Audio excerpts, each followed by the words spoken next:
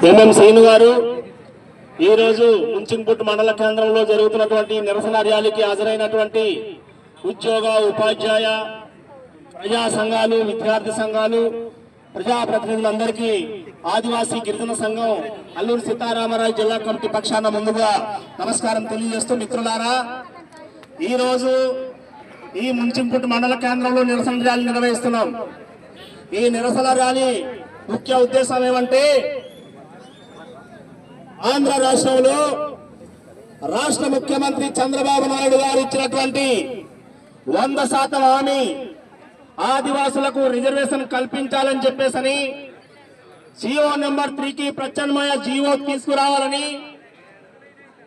ఆదివాసీ ప్రాంతంలో నియామక చట్టం చేయాలని చెప్పేసని ఇప్పటికే రాష్ట్ర ప్రభుత్వం అనేక రకమైనటువంటి ప్రకటనలు చేసింది. ప్రతిపక్ష నాయకుల హోదాలో అరకు సభల హామీ ఇచ్చినటువంటి చంద్రబాబు నాయుడు గారు విజయవాడలో జరిగినటువంటి ట్రైబల్ డే రోజు, ప్రపంచ ఆదివాసీ దినోత్సవం రోజు, అలాగే వంజంగిలో జరిగినటువంటి ప్రపంచ ఆదివాసీ దినోత్సవం రోజు స్పష్టంగా హామీ ఇచ్చారు.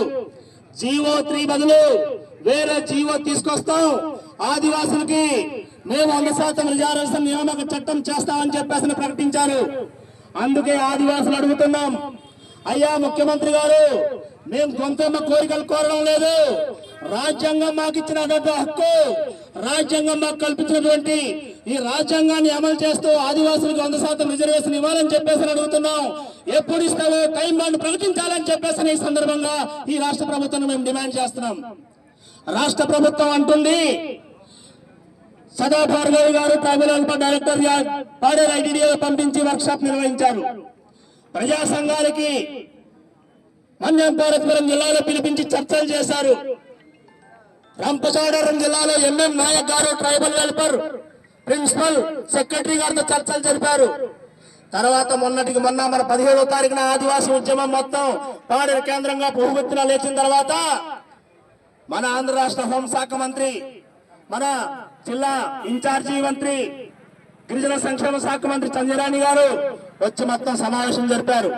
వీళ్ళు సమావేశం జరిపి ఏం చెప్తారంటే, మేము ఎక్స్పర్ట్ కమిటీ నిర్వహిస్తాం, హై పవర్ కమిటీ పెడతాం అని చెప్పేసి మాట్లాడుతున్నారు.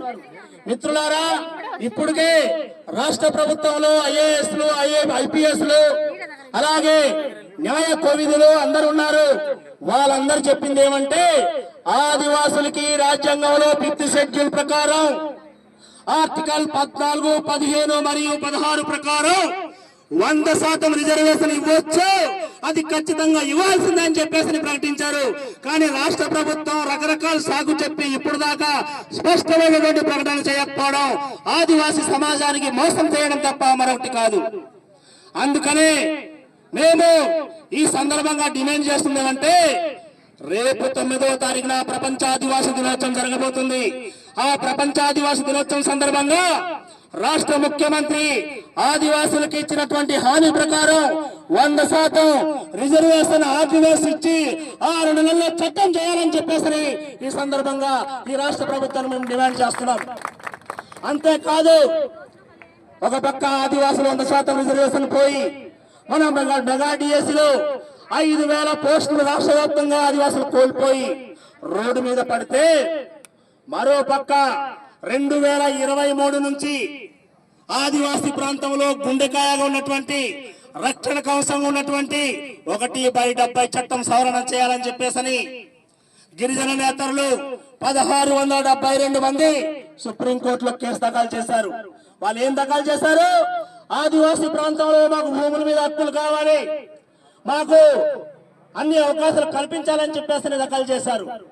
కానీ అప్పటి ప్రభుత్వం గాని, ఇప్పుడున్నటువంటి ప్రభుత్వం గాని ఇప్పుడు దాకా సుప్రీంకోర్టులో ఆదివాసుల పక్షాన, ఆదివాసులకు అండగా మేము ఉంటామని చెప్పేసి సుప్రీంకోర్టులో కనీసం కౌంటర్ పిటిషన్ దాఖలు చేయకపోవడం దుర్మార్గం, ఇది అన్యాయం, ఆదివాసులు మోసం చేయడం తప్ప మరొకటి కాదు.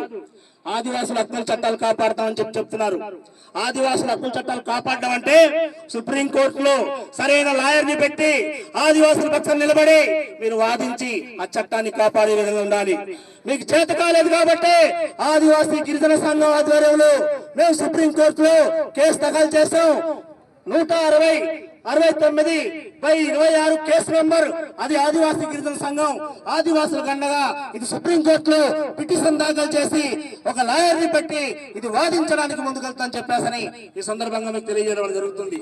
అంతేకాదు మిత్రులారా, ఇప్పుడు మేమంతా ఈ 1/70 చట్టం కోసం మాట్లాడుతున్నారు, రకరకాలు చెప్తున్నారు. ఇక్కడున్న గిరిజన నేతలు కూడా మాట్లాడుతున్నారు. 1/70 చట్టం ముప్పు జరిగితే మొత్తం నష్టం జరుగుతుంది. అందుకనే ఆదివాసీ గిరిజన సంఘంతో పాటు ప్రజా సంఘాలు డిమాండ్ చేస్తామంటే 1/70 చట్టం అమలుకు రాష్ట్ర ప్రభుత్వం ఖచ్చితంగా కేంద్ర రాష్ట్ర ప్రభుత్వాలు సుప్రీంకోర్టులో కౌంటర్ పిటిషన్ దాఖలు చేయాలని చెప్పేసి ఈ సందర్భంగా డిమాండ్ చేస్తాం. లేని పక్షంలో రేపు భవిష్యత్తులో జరిగే పోరాటానికి ప్రభుత్వమే బాధ్యత వహించాలి. అంతేకాదు ఆదివాసులు చేస్తున్న పోరాటానికి ప్రభుత్వం, పోలీస్ శాఖ లా అండ్ ఆర్డర్ సమస్యగా చూడకండి. దయచేసి ఇది ఆదివాసుల జీవన మరణ సమస్య, ఇది ఆదివాసుల మనుగడ పోరాటం, అది ఆదివాసుల సామాజిక ఆర్థిక పోరాటంగా గుర్తించి సహకరించాలి తప్ప అడుగడుగున ప్రభుత్వం ఆదివాసీ ఉద్యమానికి అడ్డగించి ఇబ్బంది పెడితే, నిర్బంధం చేస్తే ఆ పోరాటం భవిష్యత్తులో మరింత ఎక్కువ అవుతుంది. ఆ పోరాటానికి ఈ ప్రభుత్వమే బాధ్యత వహించాల్సి వస్తుందని చెప్పేసి ఈ సందర్భంగా తెలియజేయడం జరుగుతుంది. అంతేకాదు ఈ నేపథ్యంలో 7వ తారీఖున పాడేరులో ర్యాలీ, అంతేకాదు మన 8వ తారీఖున రాష్ట్రం మన్యం బంద్, ఆదివాసీ ప్రజా సంఘాలు మొత్తం పిలిపించినాయి. ఈ కార్యక్రమాల విజయవంతం కోసం, బంద్ విజయవంతం కోసం ప్రతి ఊరు, ప్రతి వాడ, ప్రతి సంత, ప్రతి పంచాయతీ, ప్రతి సచివాలయం, ప్రజా సంఘాలు, ఆదివాసులు, ఉద్యోగులు, ఉపాధ్యాయులు, కార్మికులు, విద్యార్థులు, యువతలు మొత్తం కదిలొచ్చి ఈ రాష్ట్ర మన్యం బంద్ విజయవంతం చేసి 9వ తేదీన రాష్ట్ర ప్రభుత్వం ద్వారా 100% నియామక ఆర్డినెన్స్ ప్రకటించే విధంగా పోరాటాన్ని కొనసాగిస్తారని చెప్పేసి ఆశిస్తూ ఈ అవకాశం ఇచ్చినందుకు ధన్యవాదాలు. నమస్కారం, సెలవు. మిత్రులారా, బాల్తావ్ గారికి ధన్యవాదాలు. అలాగే ఈ కార్యక్రమానికి